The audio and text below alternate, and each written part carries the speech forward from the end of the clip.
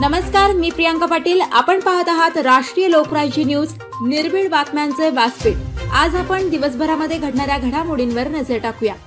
कांदिवली पश्चिम येथील भारतरत्न डॉक्टर बाबासाहेब आंबेडकर रुग्णालयाच्या गेटवरील अनधिकृत विक्रेत्यांवर मनपाची कार्यवाही। कांदिवली पश्चिम येथील भारतरत्न डॉक्टर बाबासाहेब आंबेडकर सर्वसाधारण मनपा रुग्णालयाच्या गेटवरील अनधिकृत विक्रेत्यांवर मनपा अनधिकृत विभागाने कारवाई करून तेथील विभाग मोकळा केला। शनिवार दिनांक 22 नोव्हेंबर 2025 रोजी सकाळी 11 वाजता आर दक्षिण मनपा अनधिकृत विभागाने कारवाई केल्याने रुग्णांनी व त्यांच्या नातेवाईकांनी सुटकेचा निश्वास सोडला। येथील अनधिकृत स्टॉलमुळे रुग्णांना व नातेवाईकांना त्रास होत होता। वारंवार तक्रारी करूनही कार्यवाही होत नव्हती।